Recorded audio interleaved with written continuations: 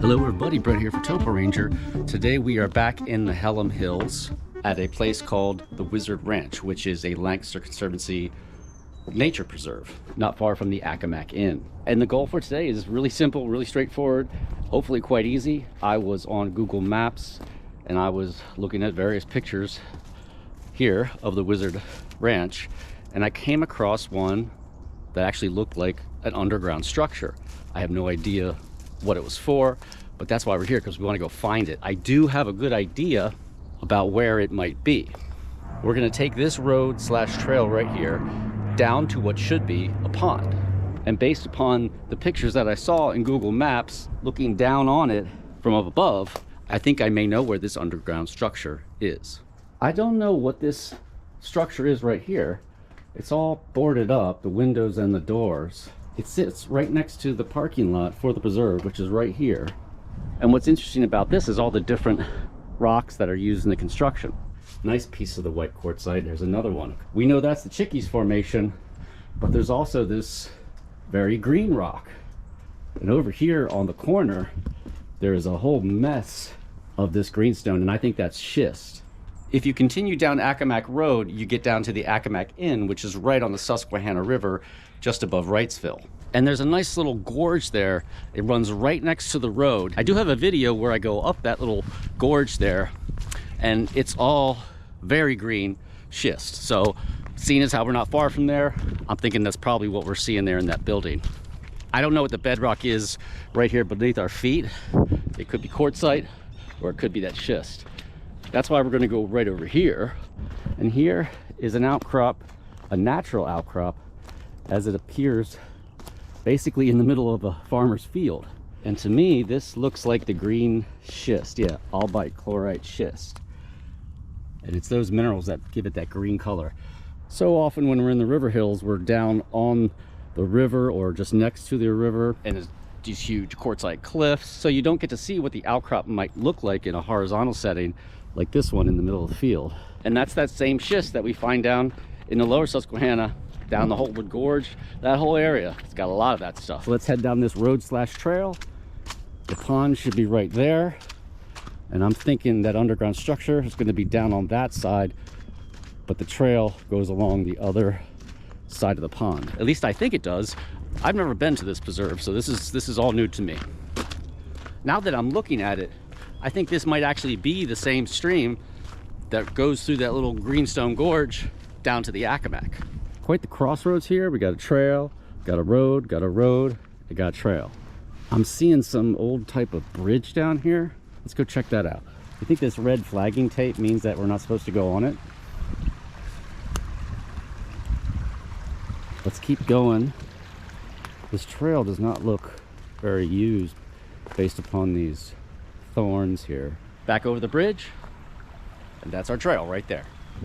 Let's go ahead and take the scenic route around the pond.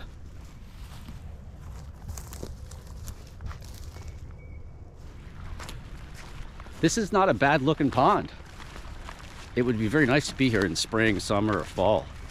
Not sure how thick the ice is.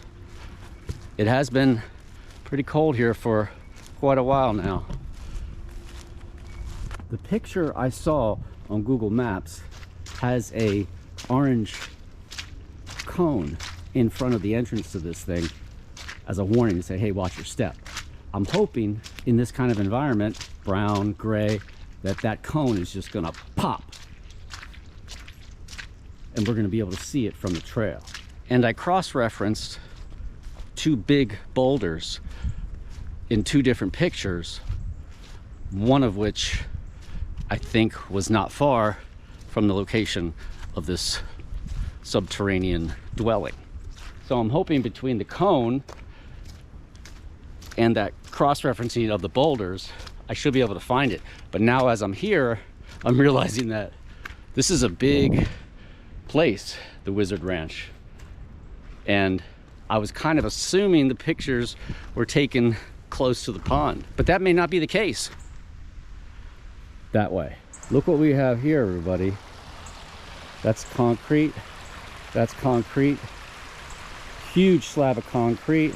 I think there was a dam here. I seem to remember while learning about the Robert Kinsley Preserve, which is down that way, I read that there were a couple water companies up here in the Hallam Hills, I think around the turn of the century, late 1800s, early 1900s. And these water companies had pipes, they had dams, they had some type of infrastructure. And now I'm thinking that the Wizard Ranch is one of those locations. Let's check that out. One of my thoughts was that this underground structure, wherever it is, had to do with the water company infrastructure. It's all ice under there. So here we have a pretty big concrete dam that's been blown out.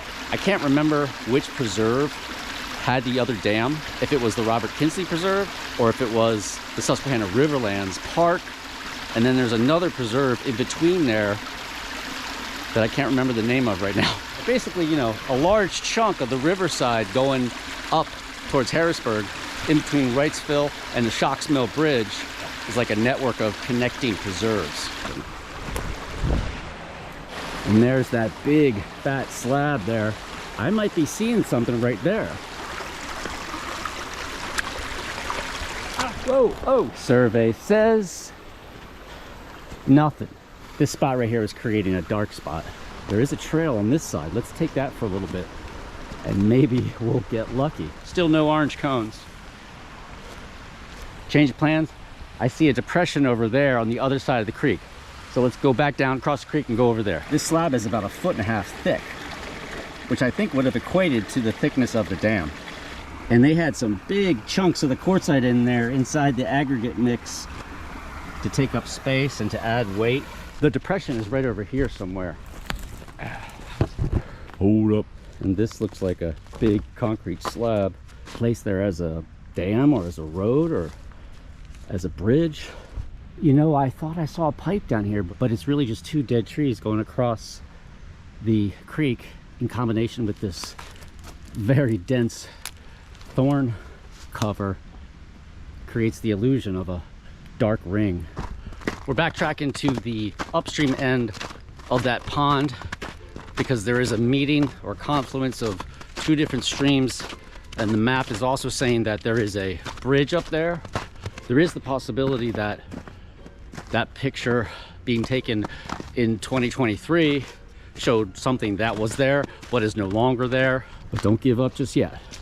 We're heading back this way, and there is still a very, very good chance that we're going to be able to locate this mysterious Stygian hovel.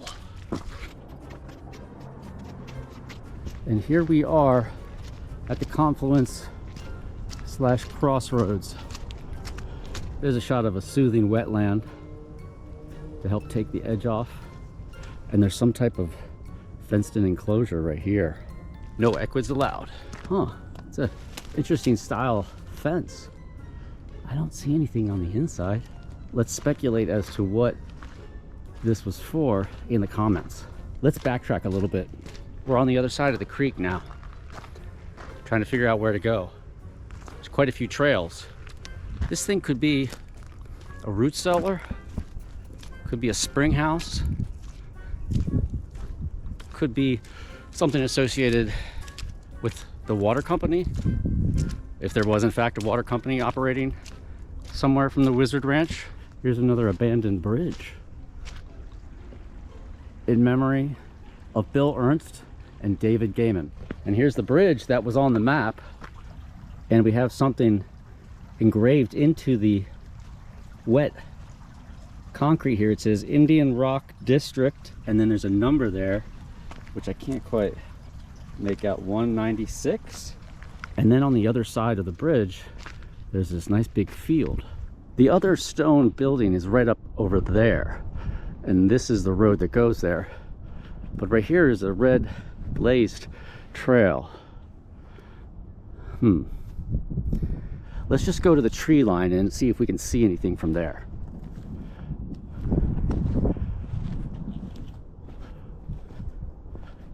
I've spotted another bridge over the creek right there. Here we have bridge number 3 going across the creek into a huge thicket of thorns.